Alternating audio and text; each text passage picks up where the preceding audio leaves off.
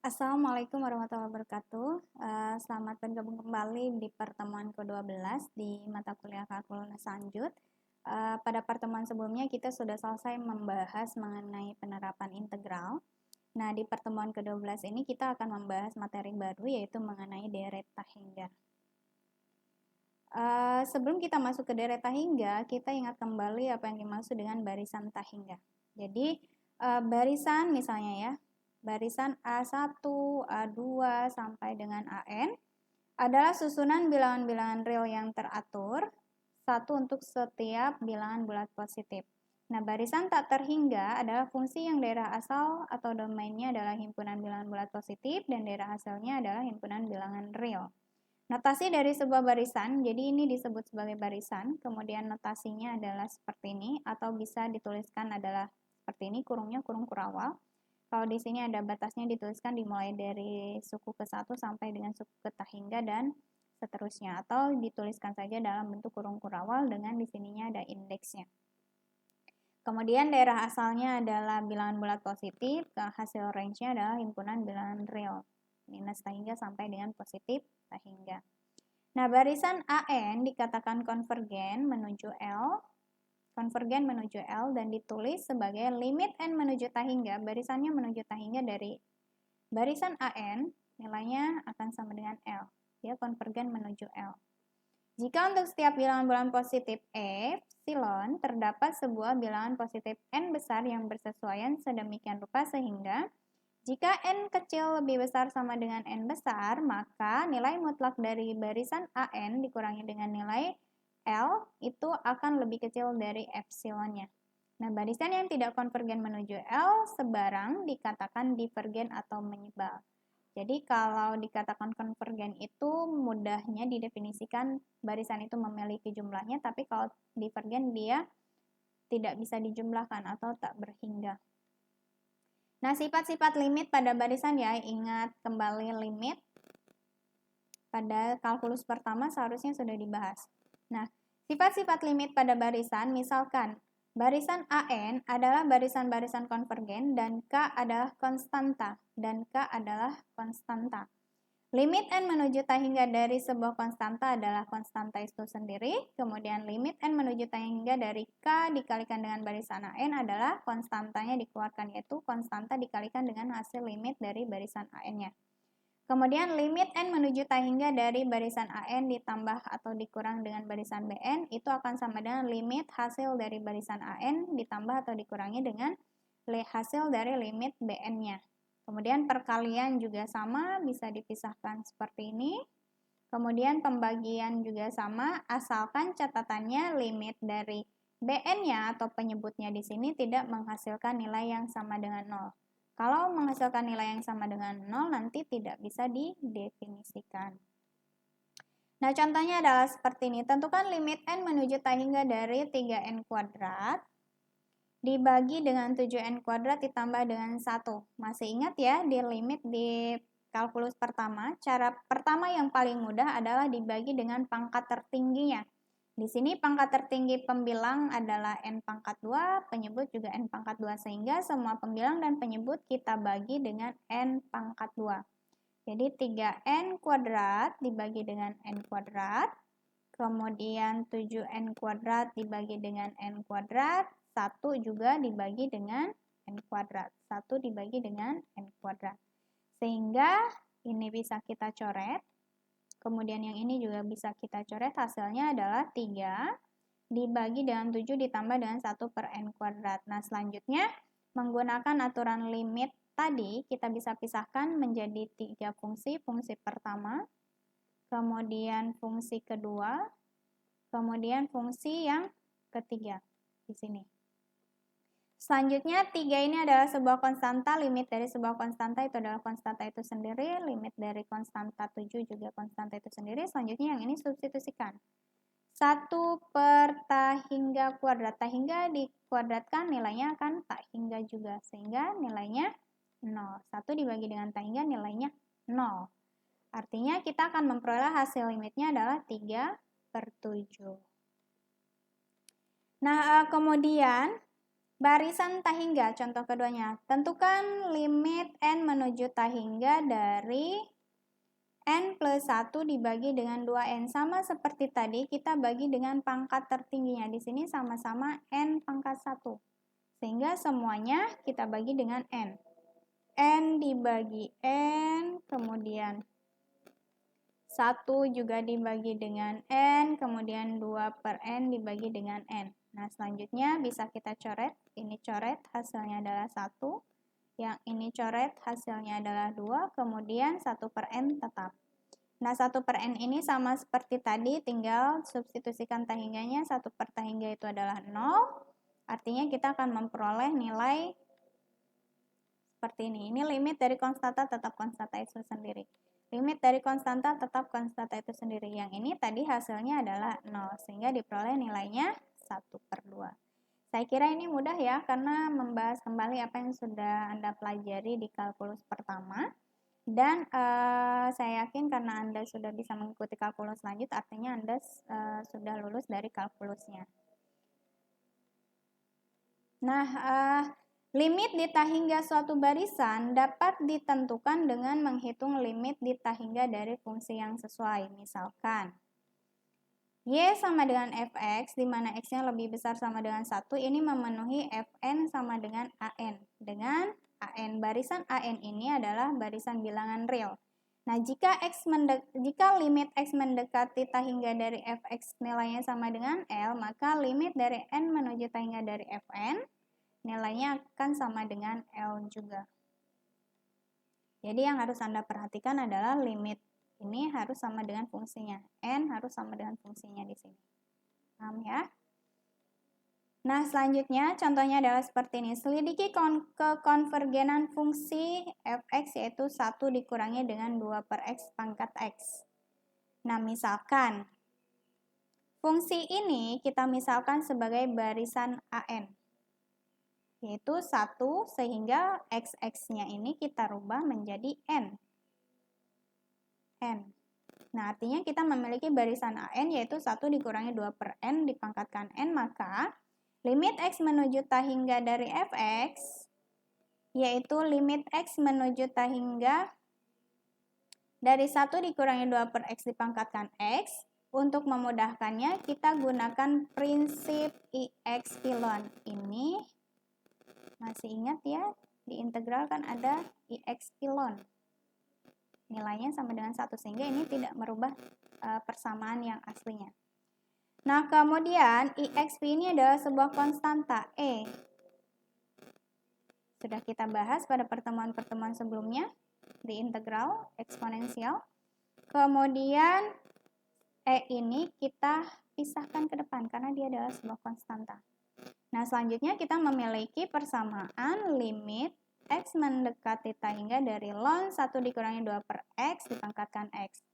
Nah, perhatikan, ini adalah persamaan logaritma natural, sehingga kita gunakan sifat persamaan logaritma natural.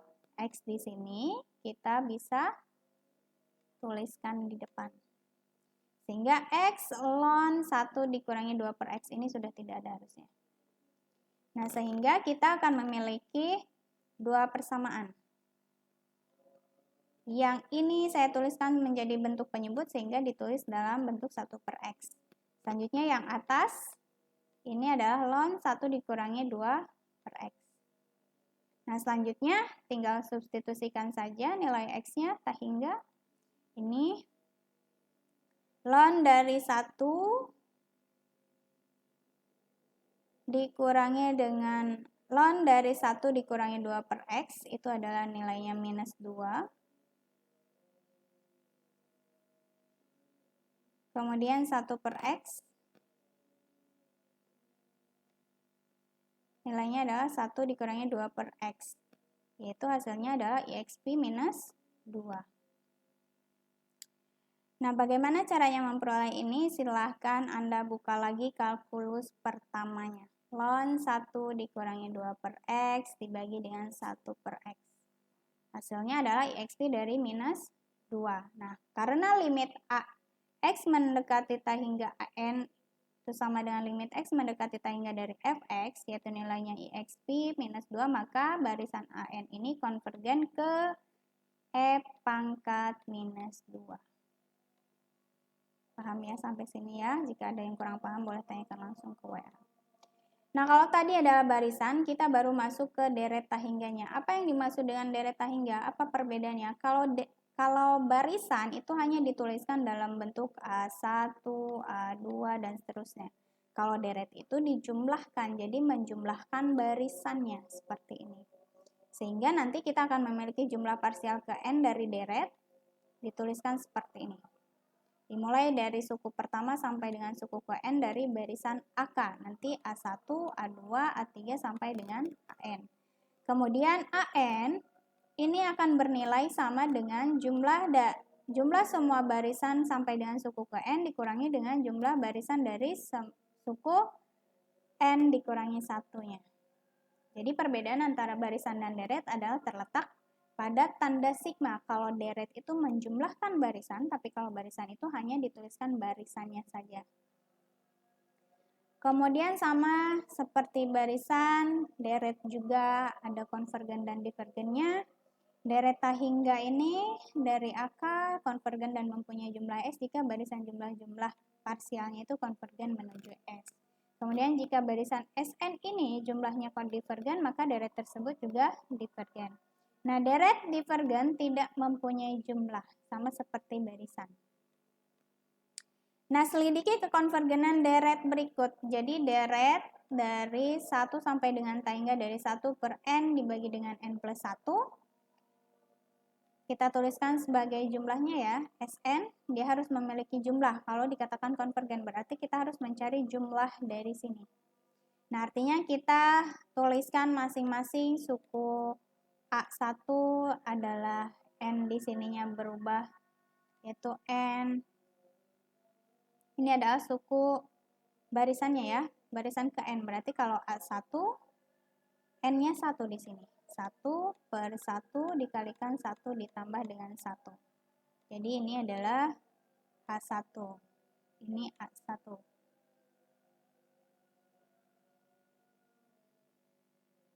Kemudian, sebentar, supaya Anda tidak bingung, saya bahas dulu barisan ini. 1 per N plus 1, ini untuk memudahkan perhitungan jumlahnya, saya tuliskan dalam 2 persamaan rasional, atau seperti ini. Jadi ini bisa kita pecah menjadi 1 per N dikurangi dengan 1 per N plus 1. Kalau Anda tuliskan lagi, ini ke sini, N plus 1 dikurangi dengan N kalikan N plus 1. Hasilnya adalah 1 per N juga, ini coret. Jadi jangan sampai menghilangkan persamaan aslinya. Nah, selanjutnya kita tuliskan suku pertama A1, substitusikan ke sini, berarti nilainya adalah 1 dikurangi dengan 1 per 2. Kemudian ditambah dengan A2. A2 di sini berarti ini berubah menjadi 2. 1 per 2 dikurangi dengan 1 per 3. Kemudian selanjutnya A3.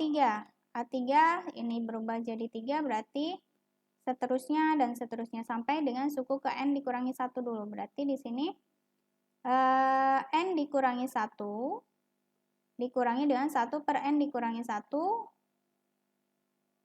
ditambah dengan 1, berarti N. Kemudian sampai dengan suku ke N-nya 1 per N dikurangi dengan N. Mana? Tidak terlihat ini. Ditambah dengan 1. Nah, kemudian lihat polanya. Ini minus setengah dan positif setengah. Kemudian minus 1 per 3, nanti di sini ada 1 per 3. Minus 1 per N, di sini ada positif 1 per N. Dan seterusnya, sehingga yang di dalam sini, di dalam interval sini, itu nilainya akan sama dengan 0. Artinya sisanya hanya 1 dan 1 minus 1 per N plus 1, sehingga akan diperoleh seperti ini. Jumlahnya adalah 1 dikurangi dengan 1 plus 1. Nah, untuk menghitung berapa jumlahnya, maka kita gunakan limit. Limit N menuju tahingga dari Sn. Limit N menuju tahingga dari persamaan Sn-nya di sini. 1 dikurangi dengan 1 per N plus 1 sama dengan 1. Kenapa sama dengan 1? Tinggal substitusikan saja ke sini. Tahingga ditambah dengan 1 itu tahingga. 1 per tahingga adalah 0. 1 dikurangi 0 adalah 1. Artinya deret ini konvergen dan berjumlah 1. Paham ya? Nah, kemudian ada yang disebut sebagai deret geometri. Ini juga seharusnya sudah Anda pelajari di SMA atau SMK. Jadi mengingatkan kembali deret geometri itu ada rasionya yang ini R, R pangkat 2, R pangkat 3, nanti R pangkat 4, dan seterusnya. Nah, A-nya ini tidak boleh sama dengan 0. Deret geometri ini konvergen jika nilai mutlak dari R itu lebih kecil dari 1, di mana jumlahnya adalah suku pertama dibagi dengan selisih atau 1 dikurangi dengan R-nya, rasionya. Nah, uji kedivergenan suku ke N dari sebuah deret tahingga ada beberapa hal yang harus diperhatikan. Nah, jika deret AK ini konvergen, maka limit AN dari N menuju tahingganya itu sama dengan 0. Atau secara ekivalen, limit N menuju tahingga dari N tidak sama dengan 0, maka deret ini tidak konvergen atau divergen. Jadi, jika deret AK ini konvergen, maka limit N menuju tahingga dari AN nilainya sama dengan 0. Kalau konvergen itu nilainya sama dengan 0, tapi kalau tidak sama dengan 0, maka dia divergen. Kemudian perhatikan sifat kelinearan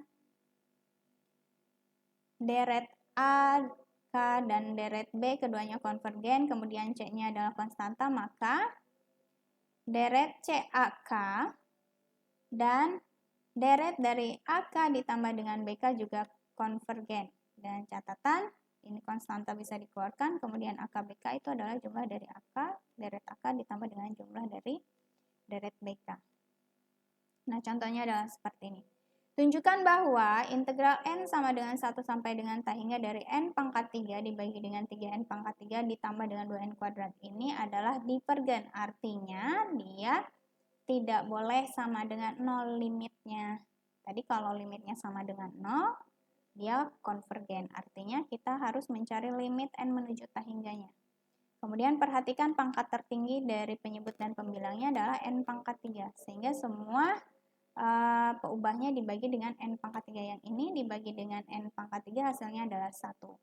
3N pangkat 3 dibagi dengan N pangkat 3 hasilnya adalah 3. Kemudian N kuadrat dibagi dengan N pangkat 3 adalah 1 per N. Selanjutnya konstanta tetap yang ini tetap 3, 2 per N adalah 2 per tahingga yaitu 0. Artinya limitnya adalah 1 per tahingga. Sehingga limit ini tidak sama dengan 0, artinya dia divergen. Paham ya? Kemudian hitunglah integral dari, mohon maaf.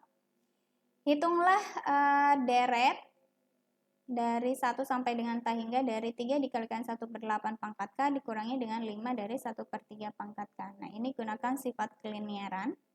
Tadi kan konstanta ini keluarkan, ini dikeluarkan. Ini harusnya minusnya 1. Kemudian perhatikan ini adalah deret geometri. Ini adalah deret geometri. Tadi geometri jumlahnya adalah A dibagi dengan 1 per R. A-nya adalah 1 per 8, R-nya juga 1 per 8. Ini 1 per 3, R-nya juga 1 per 3. Hasilnya adalah minus 29 per 14. Artinya jumlah dari deret ini adalah minus 29 per 14. Kemudian ada yang disebut dengan deret positif, yaitu deret dengan suku-suku positif paling tidak bilangannya tak negatif. Uji kekonvergenan dari deret positif itu ada beberapa cara. Pertama menggunakan integral, kembali lagi ke integral, kemudian uji deret P, kemudian uji banding limit, dan uji banding biasa, serta ada uji hasil bagi. Nah, yang pertama untuk uji integral ini harusnya hanya mengingatkan kembali karena kan integral sudah panjang sekali kita bahas dari awal pertemuan sampai dengan pertemuan sebelum ini. Nah, misalkan fx ini adalah fungsi yang kontinu, kemudian positif, dan deret ini tak naik pada, harusnya di sini ya, tak naik pada integral 1 sampai dengan tahingga. Oke, jadi kalimatnya bukan seperti itu. Saya ulangi, mohon maaf.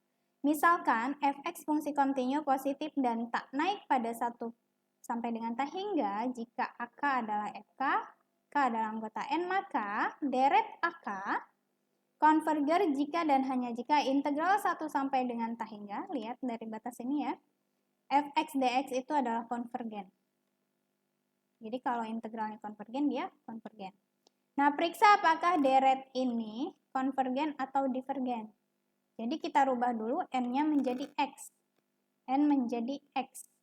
Kemudian lihat batasnya 2 sampai dengan T hingga, sehingga kita integralnya 2 sampai dengan T hingga dari fx dx. Fx-nya adalah 1 per X ln X kuadrat diintegralkan terhadap dx.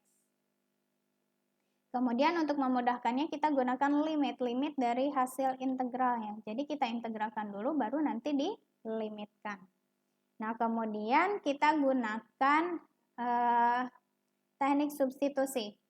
Kalau di sini saya tuliskannya dalam bentuk del ln X per ln X kuadrat. Paham ya? Nah, selanjutnya limit B menuju T hingga dari hasil integral ini tidak perlu saya bahas panjang karena sudah kita bahas panjang sekali untuk pertemuan-pertemuan integralnya. Nanti Anda tinggal coba kenapa integral ini hasilnya adalah minus 1 per ln X. Nanti tinggal Anda periksa lagi. Kemudian hasil integralnya karena dia memiliki batas 2 sampai dengan B, substitusikan dulu batas atas. Kemudian kurangi dengan batas bawah, hasilnya adalah seperti ini. Nah, hasil dari ini baru dilimitkan. Limitnya adalah 1 per ln 2, sehingga karena integralnya konvergen, maka dia konvergen. Nah, selanjutnya untuk uji deret P, perhatikan di sini kita memiliki deret dari suku 1 sampai dengan T hingga, dari 1 per K pangkat P, 1 ditambah 1 per 2 pangkat P, 1 per 3 pangkat P, 1 per 4 pangkat P, nanti 1 per 5 pangkat P. P ini adalah konstanta, maka ini disebut sebuah deret P. Nah, uji deret P-nya, hanya tinggal memperhatikan ini saja. Deret P konvergen jika nilai P-nya lebih besar dari 1. Kemudian, kalau deret P ini divergen, maka P-nya lebih kecil atau sama dengan 1. Paham ya? Jadi nilai pangkatnya P di sini kalau dia lebih besar dari 1 maka dia konvergen, tapi kalau lebih kecil sama dengan 1 maka dia divergen. Nah, contohnya seperti ini. Ini P-nya adalah 5 per 2, maka dia konvergen. Kalau di sini P-nya 1 berarti dia divergen dan biasanya disebut sebagai deret harmoni. Nah, mudah sekali untuk uji deret P, tinggal lihat P-nya itu adalah lebih dari 1 atau lebih kecil atau sama dengan 1. Kemudian kita bahas menggunakan uji banding limit, cara mencari konvergen atau divergen dari sebuah deret T hingga. Nah, misalkan AN ini lebih besar sama dengan 0, kemudian BN ini lebih besar dari 0, dan limit N menuju T hingga dari AN per BN ini adalah L. Jika L-nya ini berada dalam interval 0 sampai dengan T hingga, maka deret AN dan deret BN itu adalah konvergen atau divergen secara bersamaan. Nah, jika L-nya sama dengan 0, maka deret BN konvergen dan AN-nya konvergen. Jadi kalau L-nya berada dalam interval 0 sampai dengan T hingga, maka dia bisa konvergen atau divergen secara bersamaan. Tapi kalau L-nya sama dengan 1, maka deret BN itu dia konvergen dan A-nya juga konvergen. Jadi harus sama dengan 0. Periksa apakah sebentar.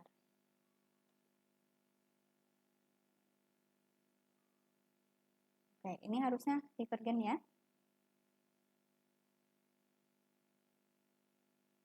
Betul divergen ya. Uji banding limit.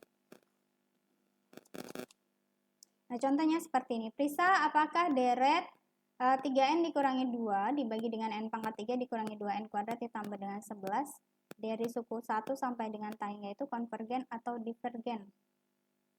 Konvergen atau divergen. Nah, limit kita gunakan limit AN per BN.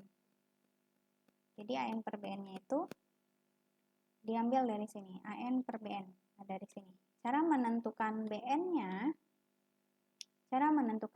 adalah, jadi ini adalah AN, yang berwarna hijau adalah AN, kita tuliskan di sini. Kemudian BN-nya itu adalah pangkat tertinggi dari pembilang dan pangkat tertinggi dari penyebut. Jadi BN-nya itu adalah 3N per N pangkat 3 ini sama dengan 3 per N kuadrat. Jadi BN-nya itu adalah pangkat tertinggi dari pembilang, pangkat tertinggi dari penyebut di sini. Hasilnya adalah 3 per N kuadrat. Nah, seterusnya tinggal kita limitkan seperti biasa, limit N menuju tak hingga 3N kuadrat, ini kita balik posisinya menjadi N kuadrat per 3, yang tadinya penyebut dia berubah menjadi kali. Jadi kali. Nah, 3N dikurangi 2 dibagi dengan N pangkat 3 dikurangi 2N kuadrat ditambah 11 dikalikan dengan N kuadrat dibagi dengan 3. Ini substitusikan atau kalikan. Hasilnya 3N pangkat 3 dikurangi dengan 2N pangkat 2, kemudian ini dikalikan 3N kuadrat, 6N kuadrat, ini 33 ya.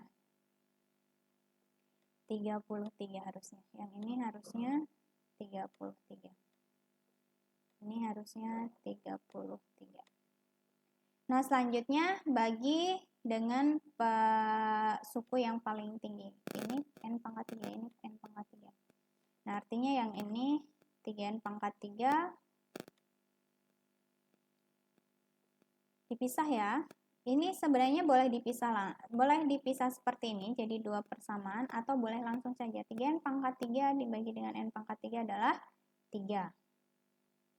Jadi kalau saya tuliskan langsung, 3N pangkat 3 dibagi dengan N pangkat 3, kemudian dikurangi dengan 2N kuadrat dibagi dengan N pangkat 3, kemudian 3N pangkat 3 dibagi dengan N pangkat 3, dikurangi dengan 6N kuadrat dibagi dengan N pangkat 3, kemudian ditambah dengan 33 per N pangkat 3. Nah, ini bisa kita coret hasilnya 3, yang ini 3. Jadi 3 dikurangi dengan 2 per N, kemudian dibagi dengan 3 dikurangi 6 per N, ditambah dengan 33 per N pangkat 3. Nah, yang ini hasilnya adalah 0, ini juga 0, kemudian ini 0, hasilnya 3 per 3 yaitu 1. Ini hasilnya 0, sama seperti yang saya lihat. Sehingga L-nya sama dengan 1, artinya BN itu adalah konvergen dan AN adalah konvergen. Paham ya? Jadi kalau 0 itu dia divergen, tapi kalau berada dalam interval 0 sampai dengan tak hingga dia konvergen. Yang ini ada kesalahan ketik. Ini divergen harusnya. Nah, selanjutnya menggunakan uji banding biasa. Jadi misalkan kita memiliki interval A sampai dengan 0 itu lebih kecil sama dengan AN, dan AN ini lebih kecil sama dengan BN. Untuk N kecil itu lebih besar dari N besar. Nah, jika bukan barisan, maksud saya adalah deret BN konvergen, maka deret AN juga konvergen. Jika deret AN divergen, maka deret BN adalah divergen. Contohnya seperti ini. Periksa apakah deret dari N per 5N kuadrat dikurangi 4, dimulai dari suku 1 sampai dengan tak hingga ini adalah konvergen atau divergen. Artinya yang ini adalah AN, saya misalkan sebagai AN. Kemudian BN-nya sama ya, cari suku tertinggi dari penyebut dan pembilang, yaitu N per 5N kuadrat. Artinya, di sini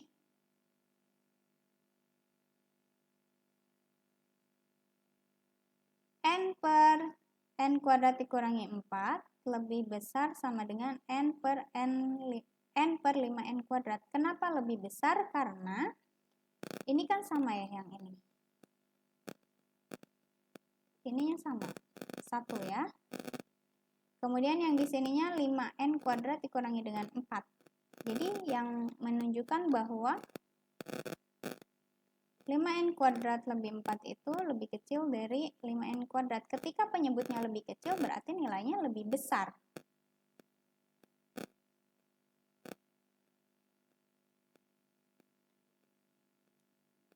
Paham ya maksudnya ya? Sehingga kita sebutkan bahwa karena deret 1/n ini adalah divergen, maka deret ini juga divergen. Jadi si ini dia itu divergen.